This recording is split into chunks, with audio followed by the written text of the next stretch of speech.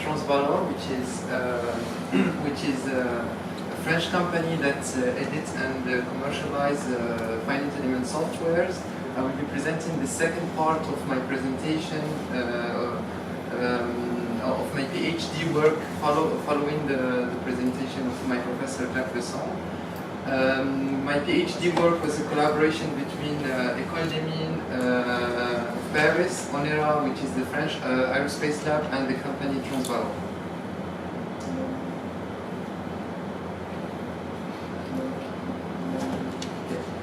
So this work was motivated by the industrial need to simulate ductile failure, both initiation and propagation. Both initiation and propagation. This is to ensure the safety of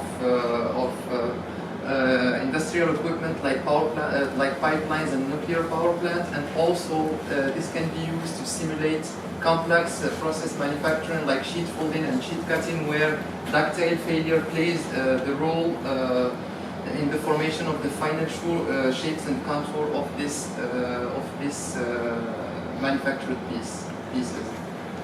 So there is this different strategies to simulate ductile failure. You have seen the first one, which is continuous approach, where we only simulate crack initiation and propagation by continuous field. I will be presenting another approach which is based on this one. So we will be using a continuous damage model to have the spatial field that describe material degradation, and we will be using injecting in the model the real discrete representation of the crack into the sufficiently damaged zone. So this can give us a better description of the crack itself and the displacement jumps across the crack surface. I will be using the model presented by my professor in the previous presentation. So it is a non-local GTN model with two length scales, one for void growth and one for nucleation. And as you can see here, this necessitates the resolution of two additional equations in a monolithic way. Monolithic scheme. So these non-local variables will be injected into the evolution of the growth variable and the nucleation variable in order to regularize them as well. So now I come to the heart of my presentation, is the damage to crack transition. So first of all, why do we need to do this damage to crack transition? First is for us to have a better description of the crack path, because here we only see a damage field, and in complex simulation it is hard to determine where is the crack front and where is the crack surface. The second reason behind doing a damage to crack transition is to avoid this stretched element that you can see here in the cracked area. We also want, by using this damage to crack transition, is to avoid this uniform mesh that you need to do where in a huge area of the mesh, because we don't know prior to the simulation the crack path. So we need to optimize the meshing in order to do longer crack propagation, because as you imagine, if we have a long crack propagation, we need to refine the mesh everywhere, and this leads to great computational cost. So this is the reasons behind using damage to crack transition. So in order to do this, we need to answer three questions. So the first question is how to represent the crack, where to represent the crack, and when to switch from a continuous to a discrete crack representation. So I will start by presenting the damage to crack transition briefly. I will then show the efficiency of our developed model, and I will conclude onto numerical applications used by the developed model. So for where to find the crack in literature, there is different methods called crack path tracking algorithm. Among those, I will be using the margin rigid algorithm that have successfully been used into 2D and 3D cases and can detect possible branching into the discrete crack. So this crack path tracking algorithm, the idea is from a continuous spatial field, we need to extract the discrete crack surface. This can be also used in 3D. We only need an initial crack front. So from an initial crack front and the continuous spatial field, these algorithms can extract the corresponding crack path. So as I said, we need an initial point in 3D. So for us to do this, we have developed an algorithm based that uses the coordinates of the points that reached the critical porosity. We only use a SVD, singular value decomposition method, and the computation of the barycenter of these points. Then we can express these points in a local coordinates driven by this vector. And once we do this, we can define the ellipse that contains the orthogonal projection of all these points. And this can be seen here for this axisymmetric tensile test for this damage field. We can find here that we can compute the ellipse shape that represents this damage field. So how to represent the crack is the second question. So we'll be using mesh adaptation techniques because we have no mass loss as the kill elements, and we can have a clear representation of and smooth one of the crack, as opposed to the kill elements method. So how this works, we use a home-developed algorithm called Z-Crack. So the idea is to incorporate compute the intersection between the crack surface and the mesh itself, and then express the crack as the opening and duplicate the node in order to express both lips of the crack. So we use mesh adaptation in order to optimize the meshing. So for us to avoid this uniform mesh everywhere, we use a technique that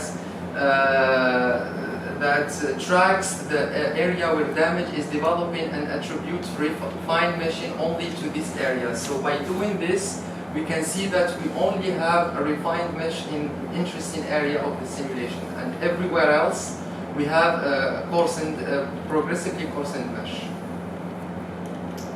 So the last question is going to transit from continuous to a discontinuous representation. So we have developed a criterion based on the area of the real crack increments computed with the margin-rigid algorithm. So once we have this surface superior to a uniform crack increment propagation, so this delta A is the increment, is the size specified by the user in order to define the increments inserted into the simulations. So once we have this real crack increment surface superior to this one, we really insert the crack into the simulation. So our methodology, once, as you can see here, was compared to two other methodologies, the fixed one, simulation, and a methodology where we don't have crack coarsening, mesh coarsening. We can see that the number of nodes needed in order to do the whole propagation is constant. However, if we don't do the mesh coarsening, we can see that the mesh size, the number of nodes will be increased with the size of the crack. We have a gain in the spatial discretization, but in the temporal one we can see that we need a higher number of increments because we need to because we have remeshing, and you can see here the vertical jumps. So we needed to do a balancing step in order to, after each remeshing and crack insertion insertion into the simulation in order to reduce this temporal discretization. So we have developed a rebalancing technique that reduces the time, reduces the number of increments needed to do a whole simulation.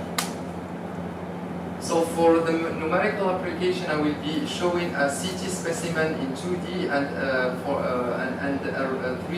quarter of a 3D round bar using the GTN model.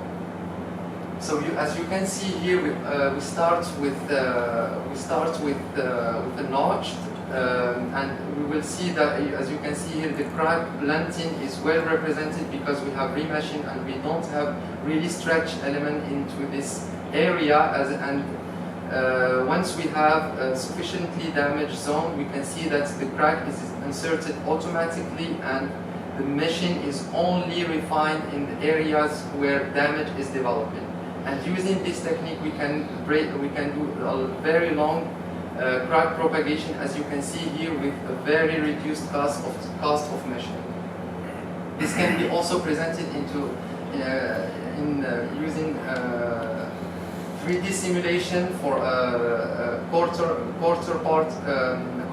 of a tensile test. You can see that the crack initiated in the center as expected, and it propagates in order to form the cup-cone crack. As you can see here, the crack surfaces from this simulation are really similar to the one from experimental test, and the quality of the crack surface is really smooth in compared to the element deletion method. So in conclusion, we have developed a framework based on continuous-discontinuous transition of failure, where we have made a new contribution using a reequilibrium method to optimize the temporal discretization, and we have proposed an insertion criterion for 3D simulation and a very easy to use crack initiation method in 3D. And our methodology was validated by 2D and 3D simulations, and we have also identified a material using simulation and experimental comparisons. Thank you for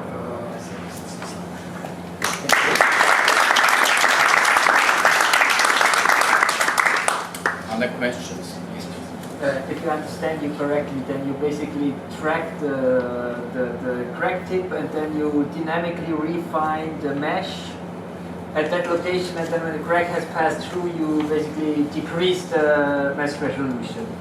Yeah. What I not really get is where this continuous came from. Also, I mean, for me, this is still continuous because you still use finite element, which is inherently continuous. So why did you call it discontinuous? Because it will appear, I think. We have the real representation of the crack from the. This is a representation of crack opening. Yeah. So And you basically delete the elements there, or do you delete connectivity between the elements? It's like deleting the connectivity, but you need to have this particular in order to insert. I have a simple scheme here. Yeah. So what we basically, if you have a crack here and you want to really represent it, the first part is you need to remesh in order to have nodes of your crack into the mesh. Yeah. Once you have that, you can, by eliminating the connectivity, create the surface of the crack. So it is in 2 steps. Yeah. And this is why this methodology is mesh independent. You can insert whatever crack surface in whatever mesh configuration and represents the crack strongly by this method. Okay, further short questions? Oh, short maybe. I have a question concerning slide 35. I think there you showed the comparison between the proposed procedure and the fixed mesh, and I think there's not a large Yeah. deviation between these methods. Yeah. So for one, you keep the mesh fixed, Yes. and For the first one, I have fixed. Because this simulation is can be represented with an axisymmetric finite element formulation, so it can be simulated in 2D. Yeah. So I had the same simulation with a very refined mesh in order to have a reference to this. Okay, so this is a reference. The fixed mesh is a reference Yeah. without deleting the elements. Without deleting. the Okay, elements. and how far can I go with a fixed mesh and without deleting elements, so that I How far can it go? If you say, okay, let's simulate a CT specimen where we have Yeah. a large crack growth. So you said we need this remeshing and so on because we have some arrows then and some strange things can happen. How far can I go without remeshing? I think we are limited by two things. When we have a CT specimen, for example, in 2D, if you use maybe quadrilateral elements, the stretching won't disturb the stretching of the element won't disturb the conversion of the computation. But if you use like triangle or tetrahedral elements, so when you have this, the crack opening is so large, you will have very distorted elements, and eventually you will the computation will fail. So because, for example, the abacus can go on and go on. There's maybe some warnings, but at the end you will have something. Yeah. For example, yeah. But you will need to. There is a question of cost. Because in order to do a 3 millimeter propagation, you need to refine all this this length with very refined mesh. Because here I can use like 20 micron element size. So it is a question of cost. Okay. My simulation can run like in 2 hours, but for a fixed mesh, maybe it will take 1 day or 2. Okay. Thank you. Okay, thank you again.